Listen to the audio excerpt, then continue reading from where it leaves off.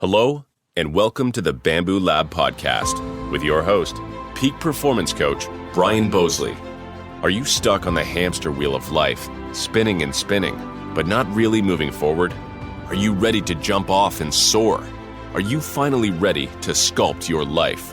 If so, you've landed in the right place. This podcast is created and broadcast just for you. All of you strivers, thrivers, and survivors out there.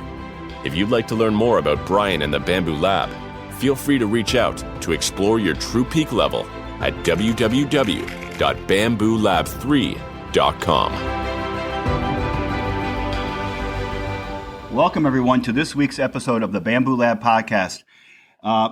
We have a really good show today. I have known this guest now for, I don't even know, a few years anyway. Never met in person. Texted, talked on the phone, Facebook friends, and it wasn't until maybe a month ago I thought, she put some pretty interesting stuff on Facebook. It's one of those things where when I'm on Facebook and I find a feed that I'm actually interested in, because I scroll in the mornings when I do my normal morning post, and I find something that makes me inspired or makes me laugh, I stop at it. And a lot of times, Dana's stuff made me giggle. In a good way. And not everything. Some things were more inspiring. But so today, folks, we have Dana Jameson on. I'm going to do a really short read before we jump in here. Dana is the mother of 3 grown children, a grandmother to 6, and a widow. She's a lover of inner light, emotion, and human connection. She has been a self-employed photographer, business owner now for, I believe, 15 years. She's a paranormal investigator, culture and arts enthusiast, and she's a mentor to women in small business. Now, here's the thing. In the past 7.5 years, Dana has gone through some amazing challenges that's really carved the person she is today. It's really, you got to hear her story. I'll just let her tell it. But in this past 7.5 years, she's experienced a tremendous grief from the tragic and unexpected loss of her husband.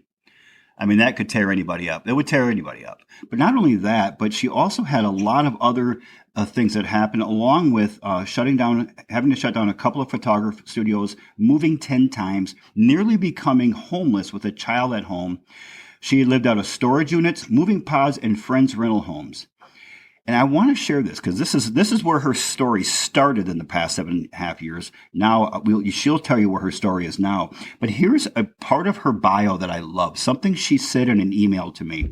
These are her quotes. "Opportunities come to pass, not to pause. Through each of these experiences, I've made the choice to become a survivor, not a victim by circumstance. But it started with a conscious choice. And I've learned to appreciate, grow, and find the silver linings because of them. I'm finally able to forgive others and take accountability for my own life. And I'm able to love me." Whew. Dana Jameson, my dear friend, welcome to the Bamboo Lab podcast. Well, thank you, Brian. What a wonderful introduction.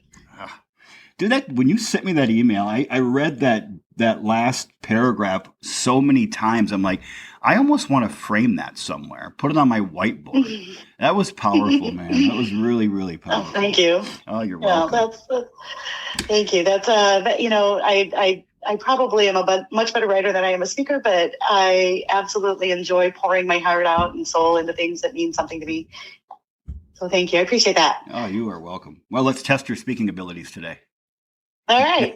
Let's go. All right. So I've gotten to know quite a bit about you. There's so much I haven't learned yet. But Dana, can you please share with us a little bit about yourself, your childhood, growing up, your family, and whatever you want to share, as well as who or what inspired you as a child?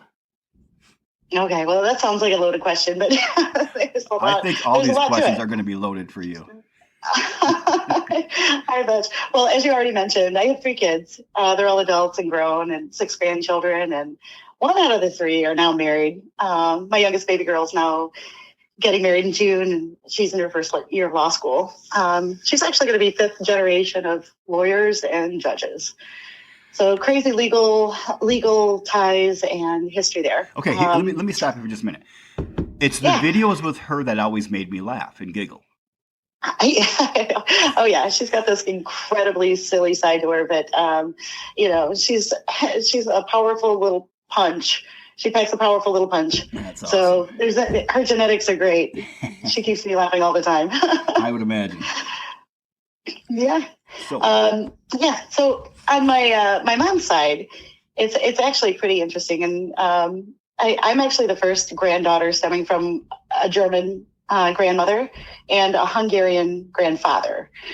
My grandmother, she was an only child, and she was an heir to her family's winery businesses. But, back in the days of World War II, she met the first love and only love of their life. And he happened to be a Hungarian cook in the war. They were young and in love and 18 years old, but he won her heart by bringing her horse potato peelings. So, she has quite a testimony with that, and spending days under a porcelain bathtub when her family's home was bombed. And later she was ostracized by her family. They later eloped and went to the United States to be wed. So she never saw them again. She continued to learn the English language and raise a family of 5, and she's still living today in her 90s. And the reason I mention that is because she's such an inspiration to me.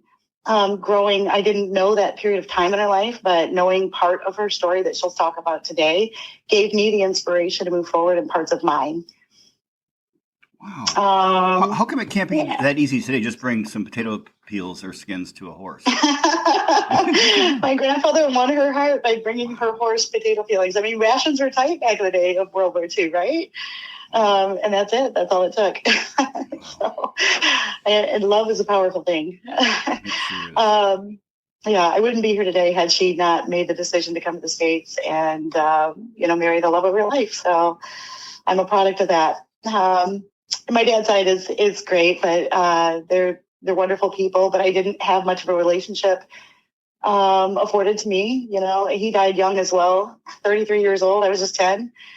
And his dad also died soon. And it seems like all of the men on any relationship that I've ever been invested in have all passed on, and the women prevail.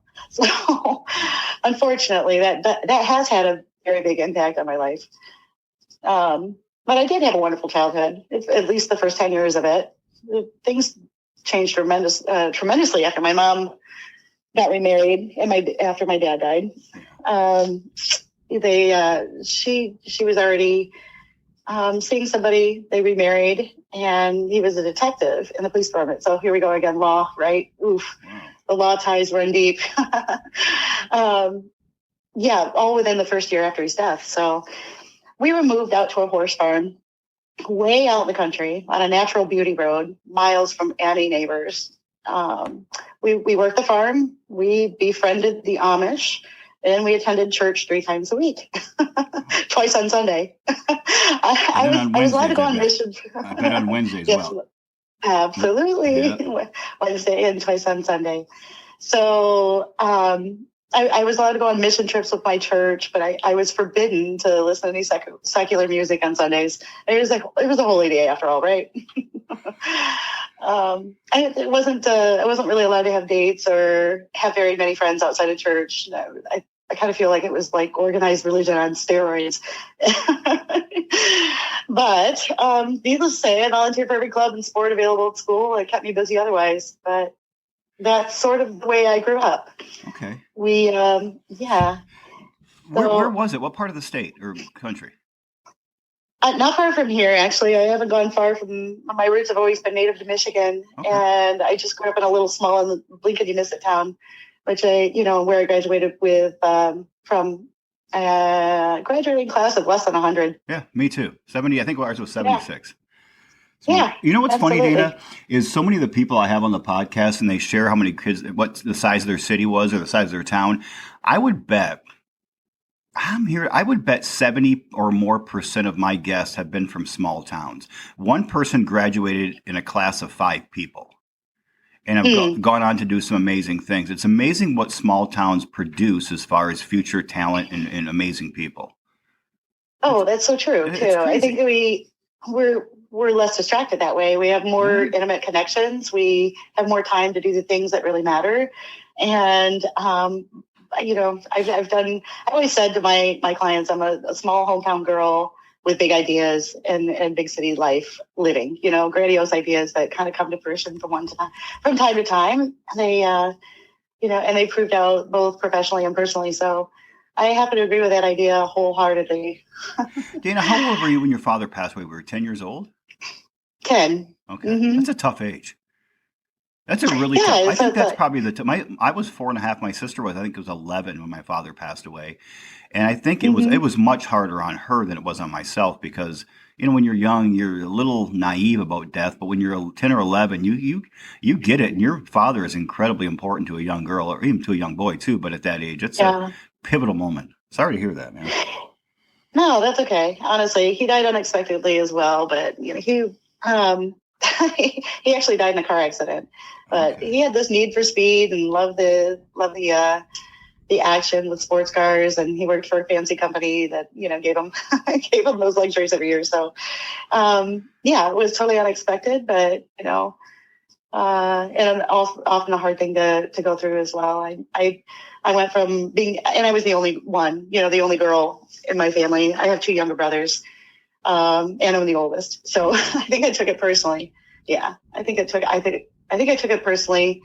And I took it harder. There was a lot of picking up the pieces. My family was falling apart, and that's always been who I am, and I still am today, picking up the pieces and moving forward through each loss, each grief, each death, I'm that person.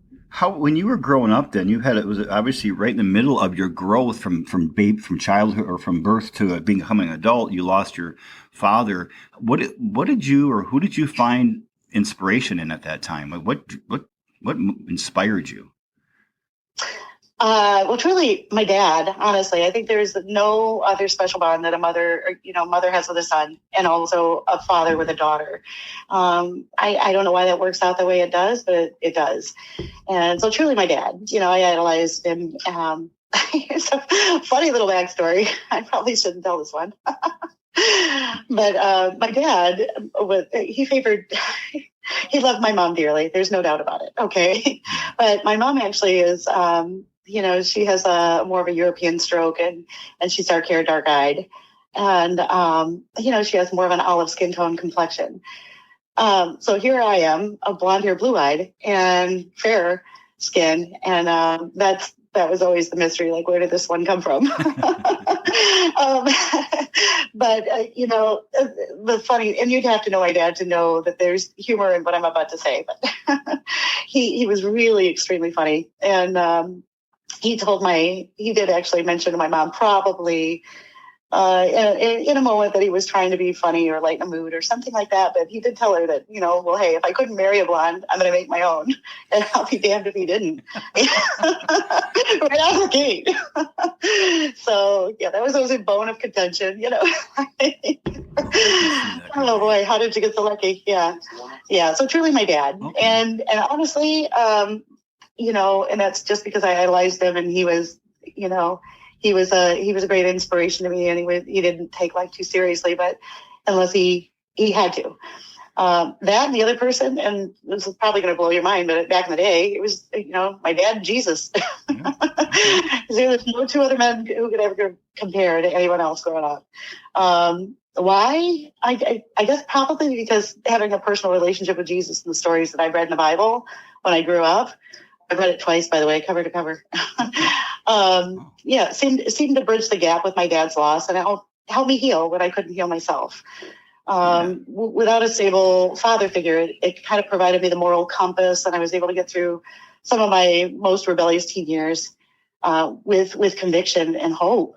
And I never knew what I wanted to be when I grew up, but until a point. But I actually knew what I didn't want to be. What did you want to be? So I didn't want to be my mom. Okay. Yeah. There was just a lot of crazy dynamics that went into that relationship. And part of the growing up experience and her moving on too quickly to another relationship and providing me a stepdad and along with that, moving us out into the middle of the country to take care of the farm, the horse farm. Away from family, away from friends, and then being stripped of everything that we've ever known or grown roots with or from was devastating to me. So that caused a lot of friction, as you can imagine. So I knew what I didn't want to be. And I was still healing at that point. So I idolized my dad. And, like I mentioned before, being the first child and the only girl, I often was always competing for his attention with two younger brothers. So I kind of grew up a tomboy. I learned how to fish, throw a ball, garden, do all the boy things. And I'm grateful for that today because I'm finding out that there's a lot of these are a lot of the same things that I still enjoy to this day, but I never would have had the experience otherwise. That's interesting. Wow. So I'm going to go to the next question because I know this one's I think you have a lot to say on this one. In the last 12 months, you've gone through a lot of stuff, and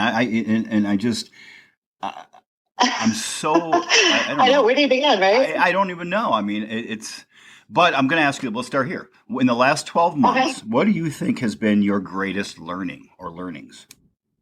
Oh, that's definitely a loaded question. Geesh. Okay, next. I'll have to charge you for this one. It's going to be by the hour. No, I'm just kidding. I'm just kidding. Yeah, go ahead. Yeah. Just send me a bill. Okay. Yeah, it's in the mail. I'm kidding. All right. So it's more of a culmination of lifetime experiences, everything that I've gone through in my relationship to grief and pain and loss and feelings of abandon and rejection that's come along with the way.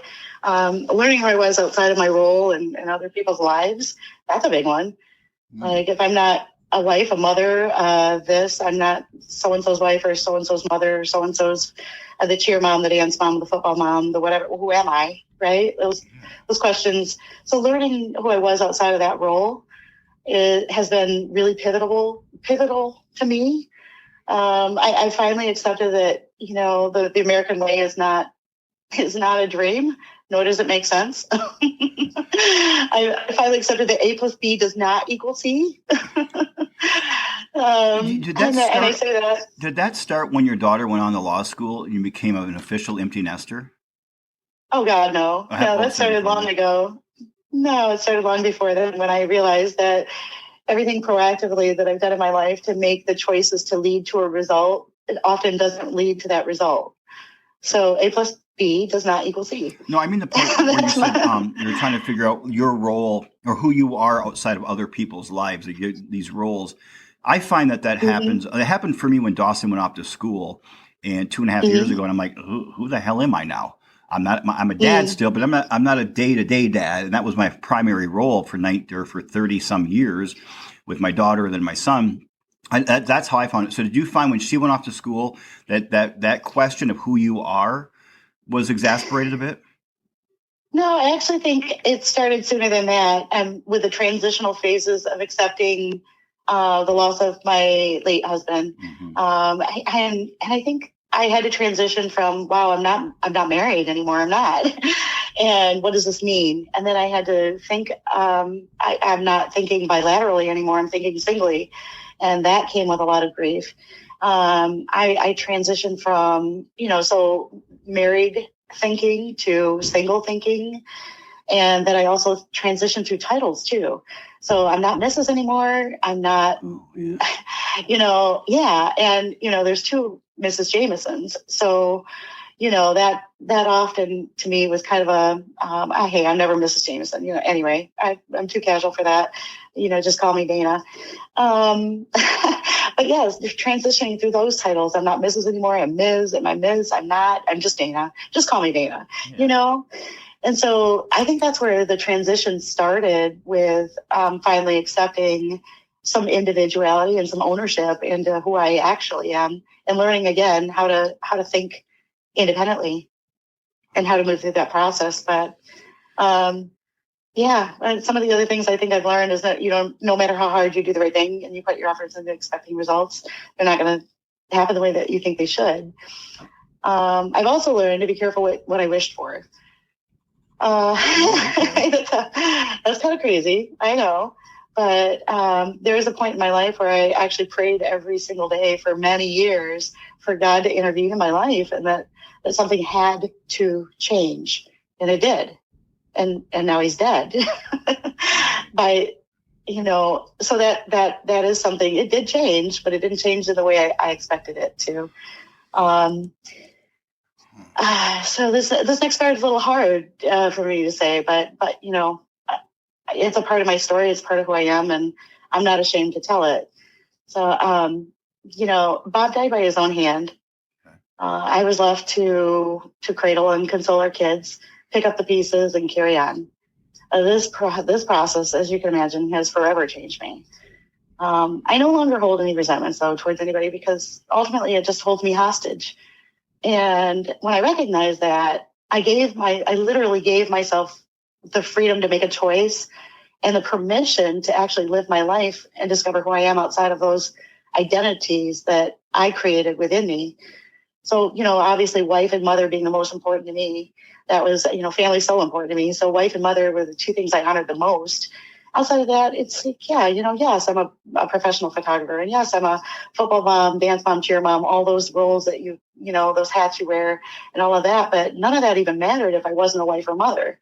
Those are the things that I consider the most important. I choose now to honor who he was in life, not for how he died in death, and the many judgments that, of course, come along with that. I learned not to sweat the small stuff in my relationships, and I think it's mostly all small stuff. I learned how to lead with conviction and unconditional love with my children, and I learned to keep transparency and communication and feelings alive. That's so critical and important. I now meet people where they're at without hesitation or judgments. And my God, did I learn a lot of patience in this process. I'm not even a patient person, so children taught me that. I think that life may be this linear timeline where we're all just checking boxes and going through the checklist of our day. And my love and the way that I made my loved ones feel today is something that transcends the complicities of time, right? I hope that they may not ever remember what I say, but always remember how I made them feel. Amen. And and ultimately, I think I've learned that who I am and what I want to be outside of years worth of conditioning and circumstantial tragedies is worth the journey, the ride. It literally took me nearly 52 years to undo all of that. And now I'm going to be part of the effort. Dissect that for a minute. Can you repeat that and then dissect it just for a minute, what you mean by that? Sure. Which part? Before, when you said it took you 52 years to figure that out. Yeah. Ultimately, I finally learned who I want to be and who I am today, outside of all the years worth of conditioning and circumstantial tragedies. Okay. It took me 52 years to undo all that. Can I dissect it? Yeah. Can I share a quote with you that I think is one of the most profound quotes? And I might have shared this with you on the phone last week when we spoke. It was a Michelangelo quote. I've shared this multiple times on the podcast. And it was a quote. He had sculpted this amazing angel outside of this cathedral. And then when asked how he did it, how he created this work of art, he said, "I saw the angel in the marble and I simply sculpted until I set him free." And when you were talking that, who I am and who I wanted to be despite, the conditioning and the circumstances and things like that, that's what I pictured in my head as there's this angel in you and in all of us that all of a sudden, but over the course of years, we kind of go the opposite way of Michelangelo. We start as an angel, and then circumstances and tragedies and people's opinions and people's judgments and blah, blah, blah, bad choices. And we end up putting all this unnecessary marble around us. And pretty soon after 10, 15, 20, 52 years, we are completely unrecognizable from the person we are because of all this conditioning put around us and all these we carry a fake ID around, and I say you have a true peak identity inside of you, but we carry a fake identity every day, and it's developed due to the circumstances of our lives, the things people have said, the tragedies we've gone through, that, we've kind of created this almost false ID, and we get up in the morning every morning and we put our feet on the ground next to our bed and we act out that fake ID versus that true person that's inside of us. What you've done now and later in life, and you're still young, but later in life, as most people, you turn that around and said, you said I had marble around me and now I'm sculpting it away. and you're doing what Michelangelo did. You're sculpting away the excess marble and finding out who you truly are inside and who that angel is inside you, and you're living that. And that to me is the symbol of your journey.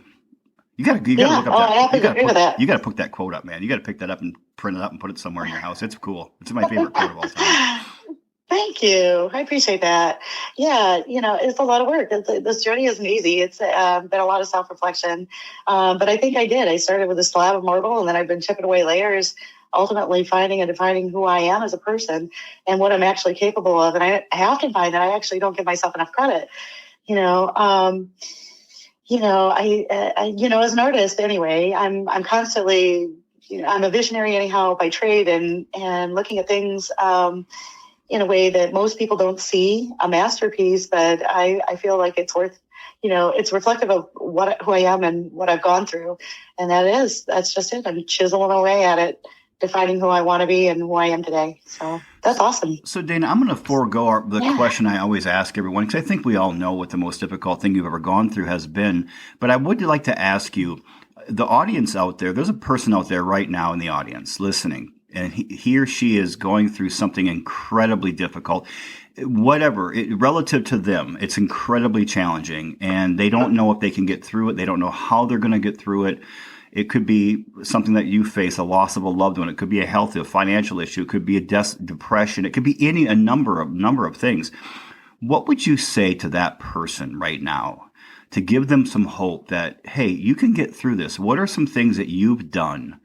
And you can repeat what you've already said, but I know somebody out there is going, oh my gosh, I feel what she must have felt 7.5 years ago. What piece of advice would you give that person right now? Oh, goodness. Whew. Where do I start? Well, one, you start with a choice. That's exactly where you start. You have to make a choice. And, for me, it was about filtering the messages that were coming through in my own head. And some of those were just, like I said, it's a product of my environment, product of, I needed to decide whether those thoughts were my own or something that was given to me along the way that I picked up and assumed responsibility for. It's critical, honestly. And I did that through a non-traditional way, actually, because I'm an artist and I did this differently. Doesn't mean that it's right or wrong. It just means that's what it worked for me. But it started with a choice. It started with journaling, my thoughts, my feelings. My grief journey is a little different from most, but giving myself permission, that was huge. I've never had a choice before. What do I do now? I have a choice, a permission. Like, I'm not just walking through the timeline of my life, this linear, way of looking at things, and like I'm doomed because these things happen to me in my life. No, I actually have a choice. So that's where it started for me. I channeled a lot of my grief through writing poetry, writing in general, my photography work, of course. Music was huge, and my spirituality. And those are my grief channels. And sometimes I shared it publicly. Sometimes I didn't. Got very vulnerable. I knew that being vulnerable in the process to me was critical. That, not for the accountability aspect, but more so because I just lost everything. I lost everything, Brian. I lost my home. I lost my family. I lost my life. I lost my friends. I lost it all overnight. Then I went on to be, back in the bio days here. Let me see here. I lost a car. This all happened within the first year of losing, my counterpart. Right. So I lost a foothill, in the foothill mountains of the Kentucky Cumberland Gap. I blew up a car. I was stranded down there for a week, shutting down 2 studios and moving 10 times. I lost me. I lost me in that process.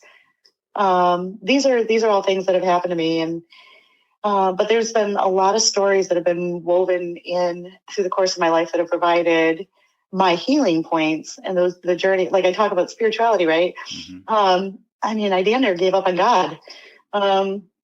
Because, how in the world could so many critical things happen to one person before they lose themselves and they're unrecognizable and become just a shell of a person, So I if you follow Elizabeth Kubler-Ross, who's obviously she's a phenomenal expert in the field of grief and loss. She recommends not doing any of these things, not in the first year. Of the things you did, you mean? Of the things I was forced to do. Yeah, right. Yeah, the things that were critical and I was forced to do. I think I had a choice in any of that. I didn't, but I survived, and part of the spirituality part. So there's one story I do want to tell along the way. There was a critical time in my life where right shortly after, at the point in time when my husband passed away, we were selling a house. At that time, we were downsizing. Kids had gone, left the house. They're all moving on. I didn't want a big house with a big mortgage and big, a lot amount of things to do every single day just to maintain it. I didn't want that anymore.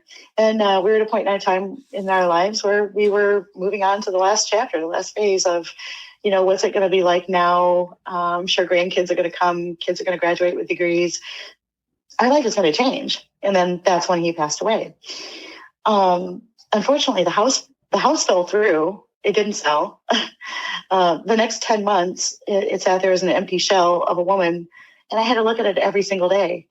And I'm thinking to myself, this is so ironic, the irony here. I'm an empty shell of a woman looking at the empty shell of my life. So visually, it was mirroring back to me what I felt about myself in that moment. And for the next 10 months, obviously I moved out of it, but I also moved back into it. Because somebody needed to stay there and be, it was just the way it worked out. And I needed to go back and I needed to do my healing and I needed to have that comfort level. I needed to remember the good times, the memories, and that was all part of it. I didn't have any furniture in the house. We had one bed, I think, up in my daughter's bedroom.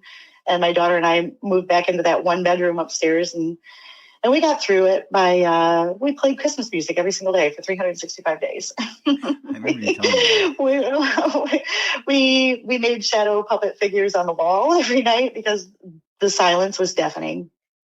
The silence was deafening. And to not have life being breathed through the house anymore.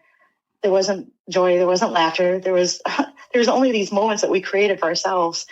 And that's where you see the funny little videos that pop up on Facebook. We did that with nothing but with it, yes, it was amusing. Yes, it was silly and goofy, but to us, it represents a time where we had nothing else and we had to create it for us. We had to laugh. We had to give ourselves permission to do it. So the story that I'm going to tell is it's a point in time where the house hadn't sold. I'm still maintaining the mortgage and the payments, and the lawn were, 17 acres and huge pole barn, huge house, all that, and a lot of work for one person to do on their own.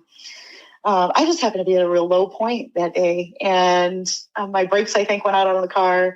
I was living out of storage units and pods and can't find the right shoes. It's just one of those things every day. And my daughter had to go to school, and a friend offered me to borrow her car so I could get my brakes fixed that day, and it wasn't going to be that big of a deal.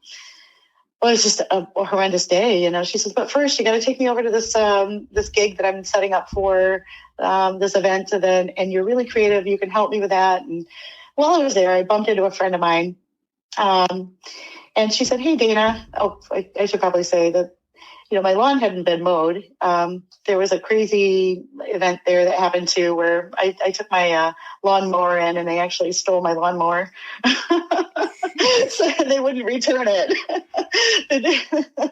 The small engine repair guy, he wouldn't return it. He returned it to me the first time, but without oil in it, and so I blew up the engine in that too. Oh. I'm definitely tech challenged. I don't do these things on my own, and I'm still a work in progress. Like, it took me a little while to realize this. So he came and picked it back up. My lawn turned into a crazy mess. I was trying to show the house, trying to sell this house.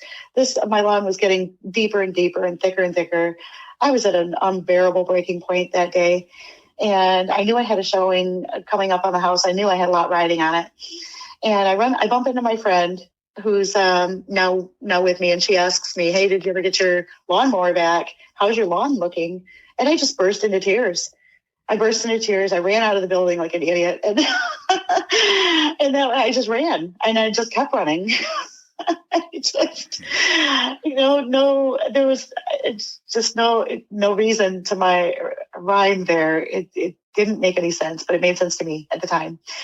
Anyway, she caught up with me, and she said she gave me a great big hug. And these people entered my life at the exact time that I needed them the most.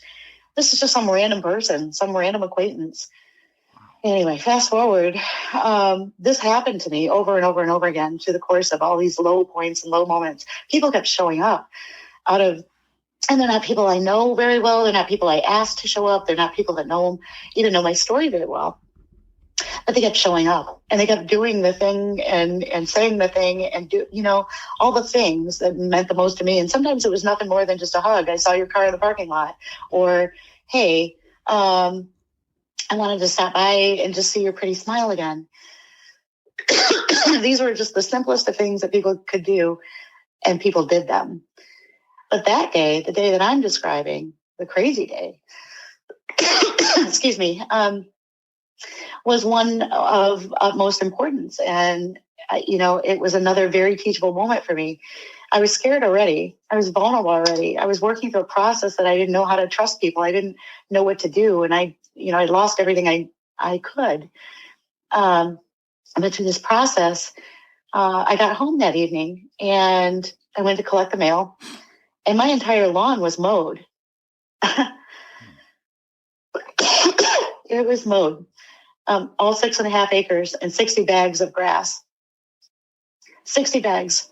And not only was it mowed, but it was mowed to perfection. Like it was detailed with this beautiful crisscross glistening pattern that it would be show worthy to anybody.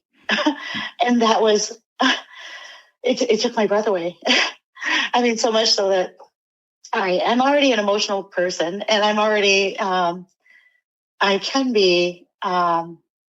was already at my most vulnerable and most lowest point, but that was enough to just say, okay, I surrender in that moment. So I literally ended up in the end of the driveway, just curled up in a fetal position, just bawling my eyes out. Like, who could have done this for me?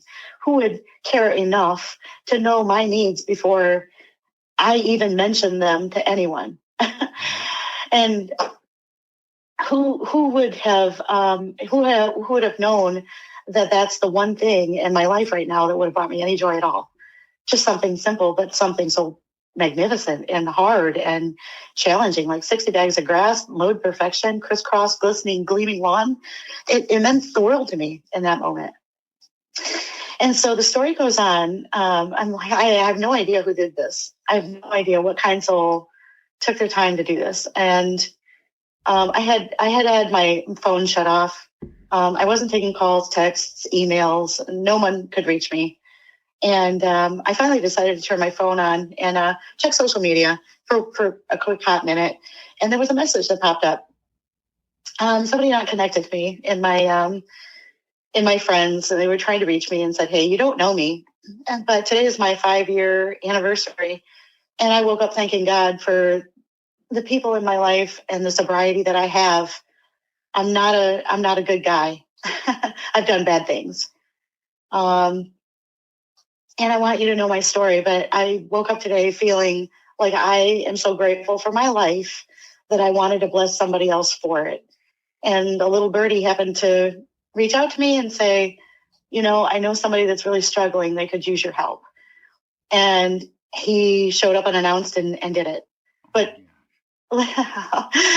so this was, this puts us both in a very vulnerable position, right? I don't know who to trust, and I don't know who this guy is, and I don't know what he wants. And in the aftermath of experiencing loss, I didn't think I could trust anybody. Right.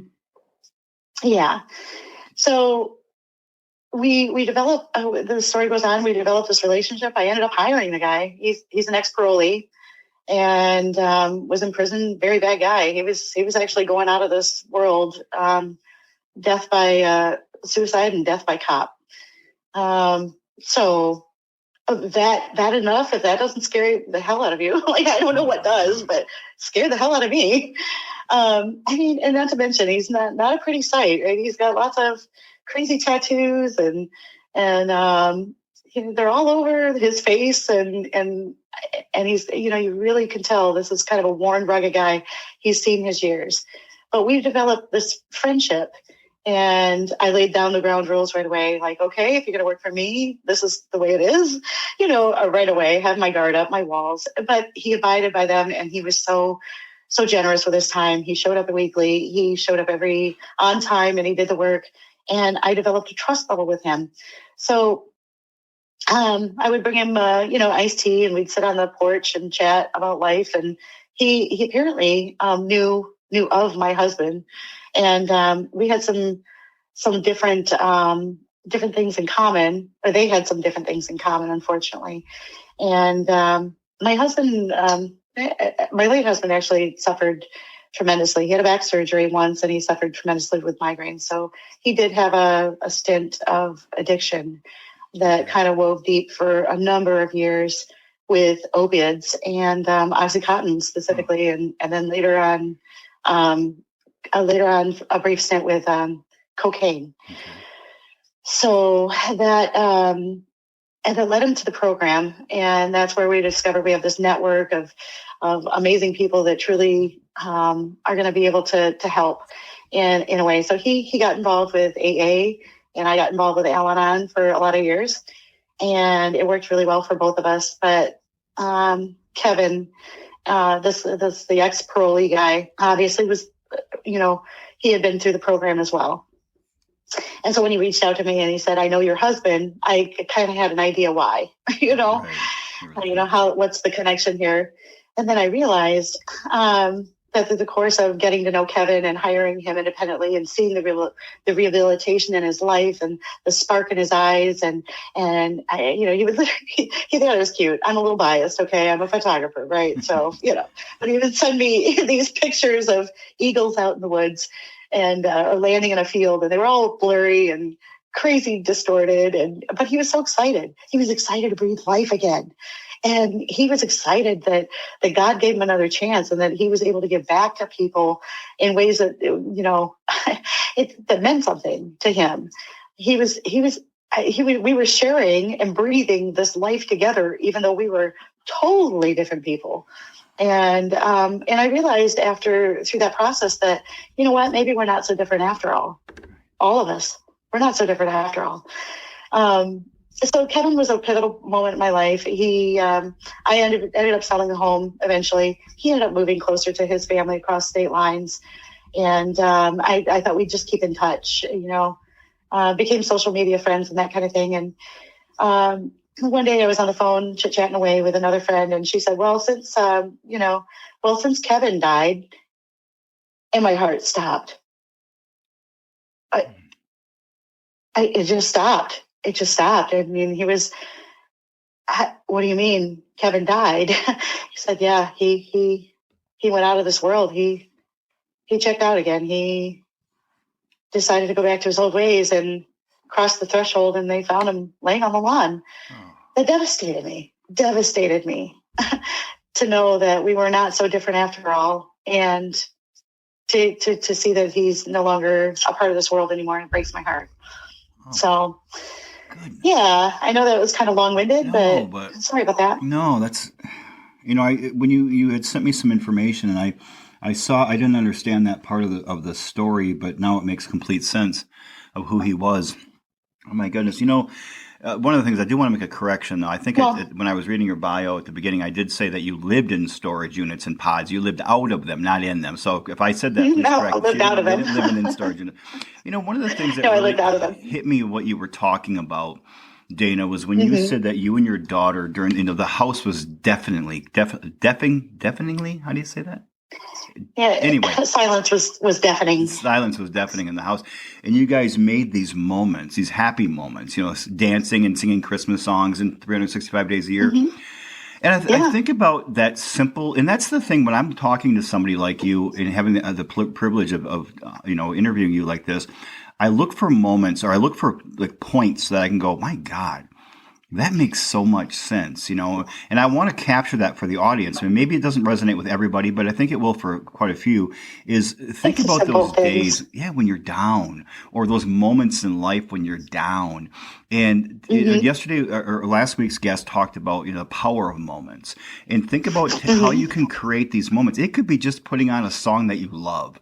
It can be Mm-hmm. dancing. It can be, writing or going out and having a snowball fight with your kids. Or it can be Mm-hmm. something that lasts just a brief few moments. Yesterday I had a really an odd day, Dana. I had a really good morning. I get up at 5:15. I do my routine for about 2 hours until about 7:15, and then I usually get ready, shower, and then I start my day in a coach. And I did a podcast yesterday. Mm-hmm. Everything was going great. And I ran up to the grocery store, I called my grocery order in, and went up and picked it up, and I got home, and it was like I hit a black wall. And I went down this deep rabbit hole. I'm like, what happened to me? I live Deep alone, dive. and I'm like, I felt down, almost depressed. I couldn't get out of it. Oh, And I'm like, welcome what's to the wrong? abyss. It's horrible. What I did is Welcome to the abyss yeah, welcome to of the your abyss. deep dark soul. Yeah, but I didn't do what you had just talked about, creating a moment, a happy moment, and That's right. what happened is all afternoon I sat kind of like, what the heck is wrong with me? And later when I was really tired for one thing, I didn't sleep all night before, but I realized later on that I'm like, I'm just going to lean into this. I'm just going to let myself feel this, whatever I'm feeling, this sadness, this loneliness, this dark Mm-hmm. moment. I'm just going to let myself feel it and stop fighting it. And then when I did that, I felt at peace, and then I went to bed. Mm-hmm. But I love Yeah. the idea of, just doing something almost silly to break that mindset. Had I had done that at, 1 or 2 o'clock, 3 o'clock in the afternoon, I Yeah. would have had a completely different day. For me, it's working out. If I can Oh, go for a hike or a run or row or something like that, I feel much better. But I didn't have the energy yesterday to do that.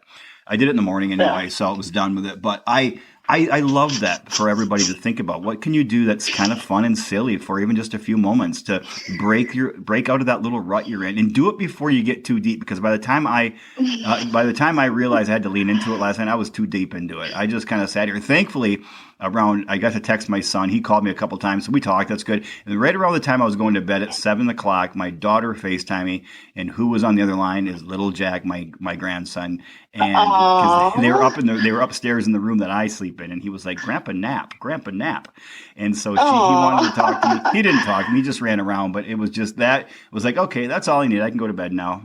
So, but Yeah. I love Yeah. that. I love what you and your daughter did during those difficult, Yeah. Well, dark, quiet moments. so we actually developed some sort of a routine too. I think of all of out of all three of my kids, I've had the most impact and most time with her. So she is mini me, Yeah. she's the one that's kind of heading off to law school and doing her thing. She lights the world on fire.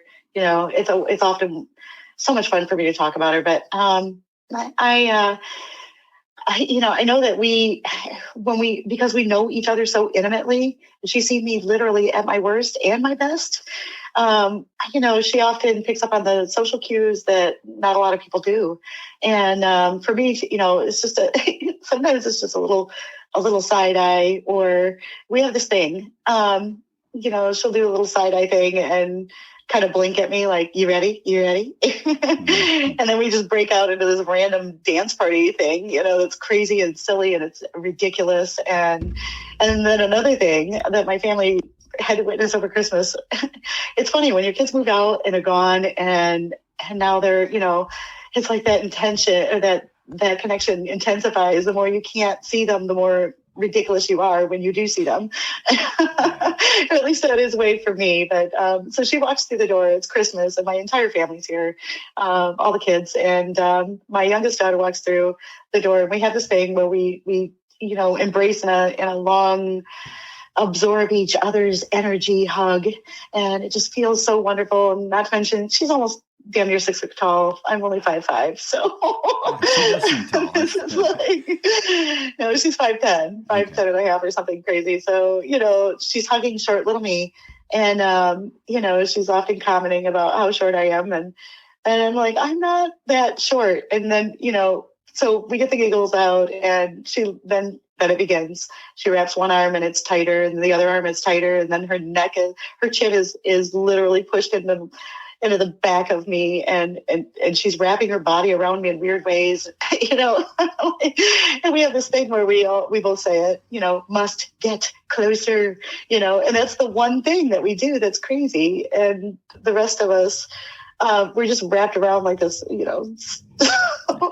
two unnatural people shouldn't be, but that's the kind of relationship I have with my daughter. We're just crazy and silly like that. And those are the things that we've created in our lives that have made a big difference, You created moments, you created habits, yeah. You created experience. And I think that's the difference between... Don't ask her to read the mom quote book, because she's saving that for my eulogy someday. So just don't ask her that. All right. There's a lot of them. Well, I think that's the difference between, different types of people. And I was interested because I was looking at your Facebook this morning before we interviewed before the talk today, because I wanted to, if there's anything, sometimes people put quotes on there that I want to, spotlight. And I was thinking of this. There was on Sunday morning, I think it was, after the storm, or maybe it was Saturday morning, or I think it was Sunday morning, actually. There was somebody on Facebook, some lady, who was asking, it was a younger lady, asking somebody, hey, can somebody come over and help me shovel my car out? And, everybody's trying to shovel their own driveways now, right? And Paul, I don't even know who it was. It wasn't somebody that I'm a friend with, but I was told this story by somebody else I know. And they were watching it, and nobody was responding. So like 3 hours later, she goes, oh, God, I guess I'll just have to go out there and do it myself. And I think about that attitude. Oh, yeah, thank you, like everybody else is doing. Then I looked at your Facebook from 2 days ago, and it said, yes, it was a picture of you of this, I think, a shovel in your hand. Yes, this shit is definitely for the birds. But ladies, if I can single-handedly do it, so can you. Don't give up. It may take a while, but go slow. Just plug into some great uplifting music, pipe it through, and earbuds, and rock and roll. And you had your shovel in your hand.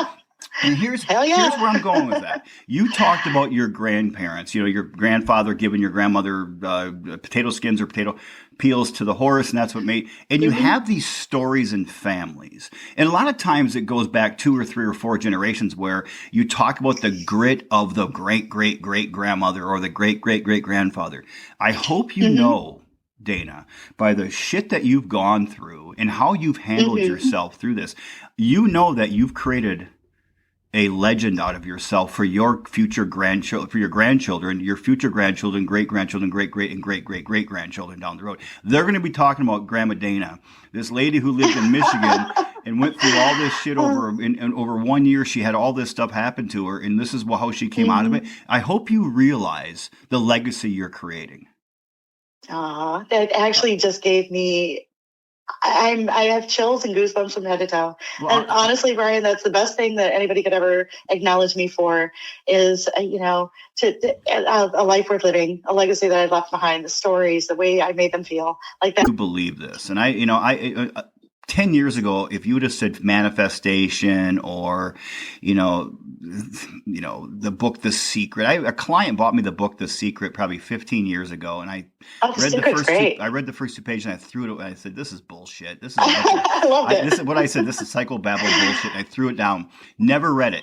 And then over the course of years, I really got into loving the study of neuroscience. I love it. And I think it's amazing how the brain works and how energy works. And I started reading that through scientists are talking about manifestation. They may not use the word, and sometimes they do, but they're talking about energy doesn't die at either. Energy never dies. It just moves on.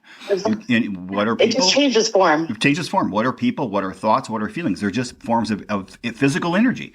And and so I started getting into the manifestation and I read The Secret. I didn't really like The Secret, actually. I read other books that were far better than The Secret. I read it and I thought, okay, it's not giving me much. It's a foundation, but the foundation was what I needed. It got me into the study when I finally did read it. It got me into the field of it. So it was really important, a jugular book for me to read. But then I read other books on it and then went through some courses on it. And I think that's what happened with you. You were putting out during your darkest moments, you were still putting out some type of positive vibes, energy, and the universe was just answering. God, the universe was just answering and saying, I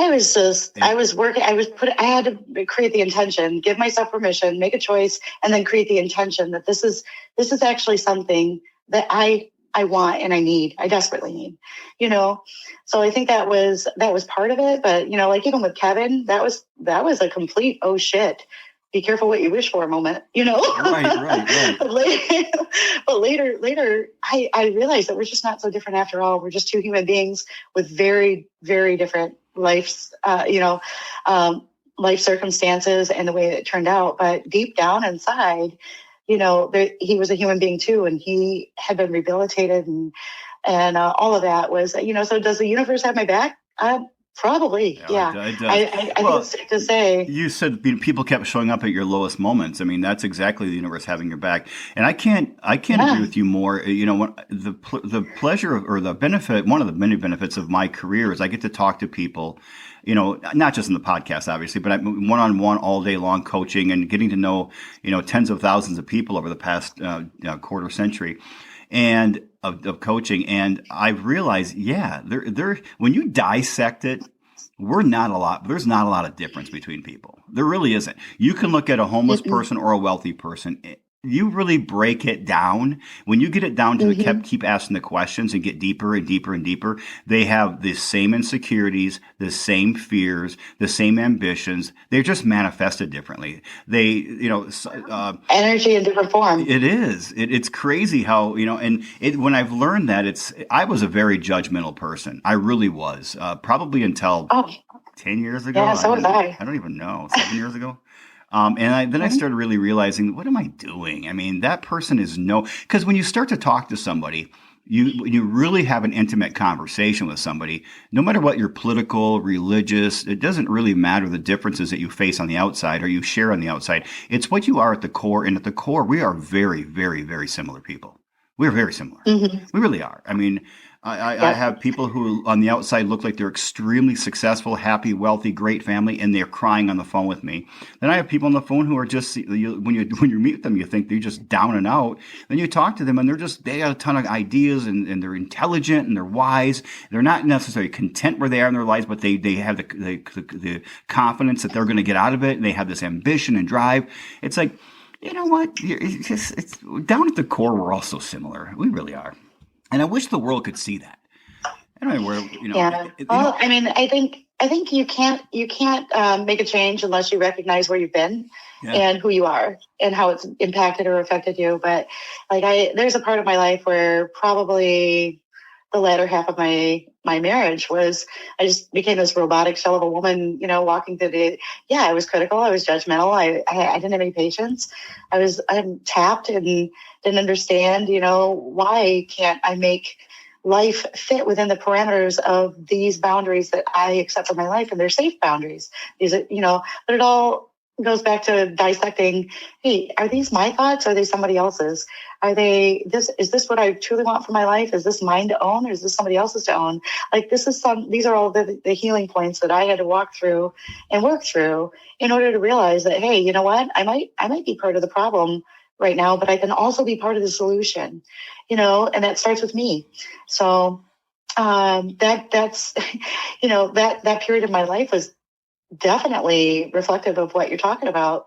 I had an answer for everything. Everything made sense. I knew it all, I don't know it all. That's the biggest, I think the older I get, the less I know. Well, I think what's powerful about your story, what I'm getting out of it is so many people right now are having a difficult time in life, some in one way, shape, or form. And they're saying to themselves, effing God hates me, or the universe hates me, or life's not fair. Why is this happening to me? And what you said, despite what happened to you during that time, 7.5 years ago, and during that the subsequent years and after, especially that first year after Bob's passing, is that you really looked at and saw these people coming to your life and said, hey, the universe might actually have my back. I mean, that is the difference between a victim mentality and a survivor, thriver mentality. It really is. Right. That was definitely the segue to, opening up my eyes to allow me to see brief glimpses of hope, the everyday small little miracles that were occurring to me. But because I was already at my lowest point, I was finally able to see them. Yeah. Ooh. I'm writing that down. Yeah. That's powerful. So, yeah, I think a lot of times when life is going well, it's the old windshield bug theory. It's like when you're the windshield going on the highway, you don't really notice much. You're just flying on the highway. But when you're the bug and you get splatted by that windshield, and all of a sudden you have to reflect. You have to look around. In life, or you can just fall off the windshield and die on the side of the highway. But that's a time in life when you really, really can say, okay, maybe it's time, or maybe it's happened subconsciously or consciously. Times to notice the things that you never noticed before. When something really tragic happens, it is a difficult time to notice the good things in life, but it takes a certain person. It takes a certain personality style or a characteristic or thought pattern to really dissect that and say, okay, I have to find these, what do you call them, brief glimpses of hope out there. And they're there every day. They're there when things are going well. They're there when things are going poorly. We just don't see them. Because we don't look for them. No, and it's one of the reasons I practice meditation in the morning, because it causes, it teaches me to be mindful. So I start my morning like that with coffee and meditation, and that's the one thing. It's a practice. This is something I have to really work at, and it wasn't easy in the beginning. It's getting a lot easier now. There's alpha beta waves. They talk about in REM sleep or whatever. From a neurological perspective, that it's the same way when you're awake and you're conscious, but you're not conscious. And but it teaches me to be very mindful of noticing just the simple things, the things that, wow, in a different world, everybody would walk right by. And I often say, well, it's the same way with my work too. I may see things entirely different with the clients that I work with in the world of photography. And they may have driven by that place or that spot, or they've seen that 100,000 times in the course of their life. But when they see it captured in an image the way I capture it, they are looking at it through a new lens. It's the same thing. We have to we wake up and we teach ourselves to be mindful in the moments that matter. And then pretty soon it becomes a practice, and you're looking at things, and these things become joy, and these things roll into the next, and you start to not just say it, but believe it. I agree, and I think you have to be mindful about it. You do, and I think right now in our society, we are bombarded on media and social media with so much negativity that we then see negativity everywhere we are. That's why I recommend everybody do not watch the news. Do not watch corporate media. Just stay off social media as much as you can. Don't get in political arguments. I checked out 15 years ago. Yeah, I did too. I don't even have any corporate media. I don't either. On my TV at all. I don't watch it one bit. The people who watch it are usually the most unhappy people I know. But one of the things I always share is, when you're leaving work today or we're driving today, count all the blue cars you see, and then write it down. And the next day, count all the yellow cars that you see the next day. And ask yourself, when I was counting blue cars, did I see any yellow cars? The answer will always be no. When I was counting yellow cars, did I see any blue cars? The answer will always be no. And the thing is, because you're looking for what you want to see. Yeah, those blue cars and yellow cars were there every day driving to and from work. You just never saw them. But so you always notice what you look for. And then when you look for it more and more and more, then you start seeing it more and more and more. It's like when you buy a new vehicle. You buy a new Bronco. What do you see? Everybody has a Bronco, and you see all the Broncos in town. You don't really see the other cars. You buy a new Jeep Cherokee, Grand Cherokee. You see all the Grand Cherokees in town. It just happens that way. And if we can use that with things like positivity, looking for kindness in people, looking for the beauty of the sky, the sun glistening off the snow. I mean, those kind of things, especially if you can practice kindness to people. And then you start seeing the kindness that's given back to you. It's such a simple fix for society. And that's why we do this podcast. Maybe make one or two people make a little change that can then spread out to the rest of the world. And that's what you're doing today. But I do have one final question for you. All right. We're going to take my little time machine. I'm going to shoot down to Lower Michigan today. And we're going to get in it. You're going to go back to a younger version of yourself. I don't care how young you are. You pick an age. And you're going to give yourself words of wisdom, recipes for success, advice, whatever it is. What would you say to your younger self, Dana? Okay, how much time do you have? All right. I'll retract my bill. Sheesh. It's on your bill. I'm on. Is that my bill? Oh, you're on my bill. I'm playing house money now. We're on your time. My hour is over. Okay, gotcha.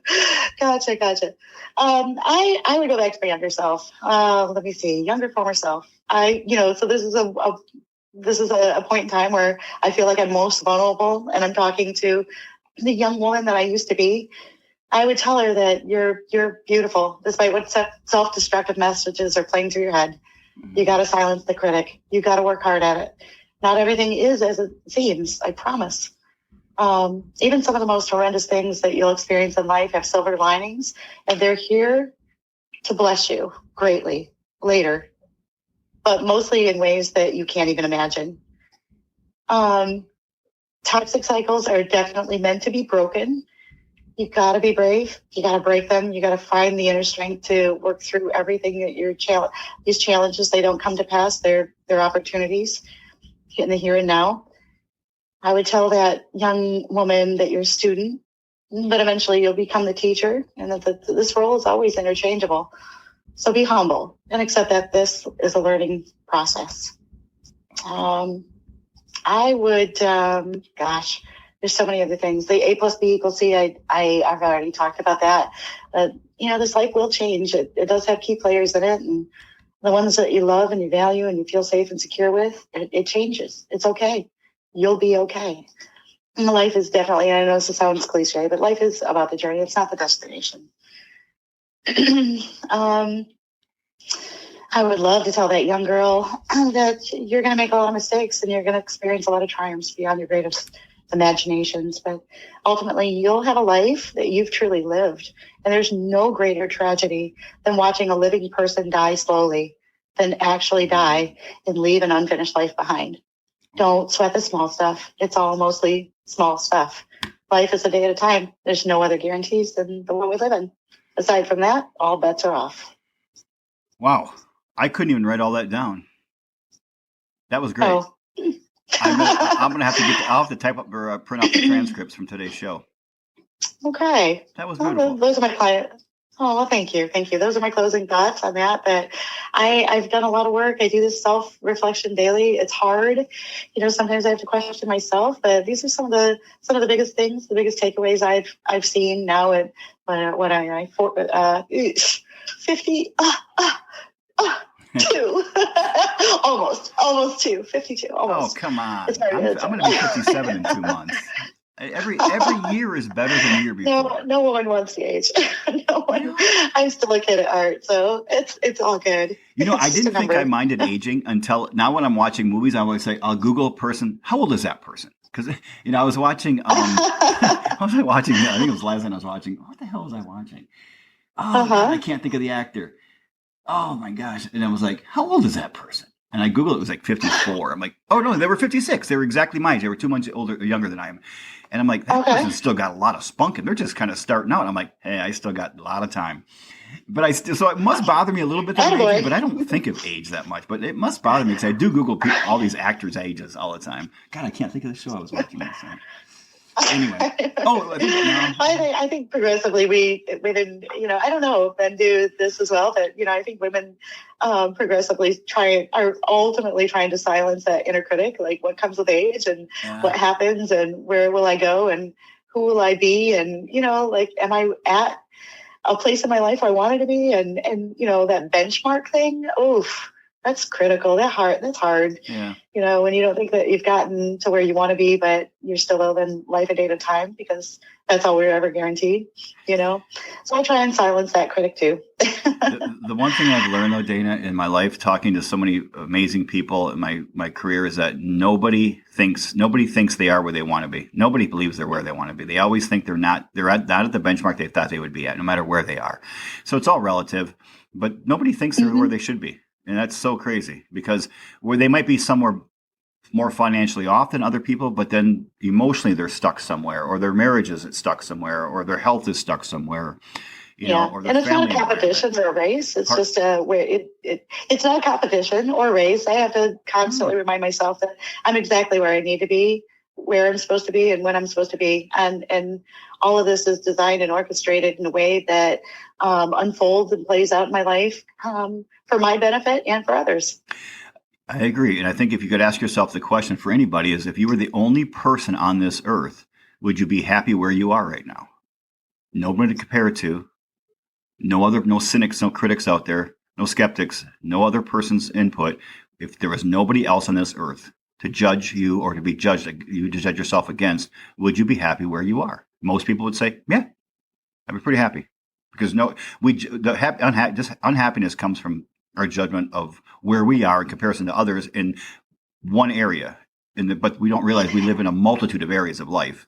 And we judge people on the one that we think we're weakest at, but their weakness is our strength, and they're judging themselves on our strength against their weakness, and it's just this never-ending cycle. It's crazy.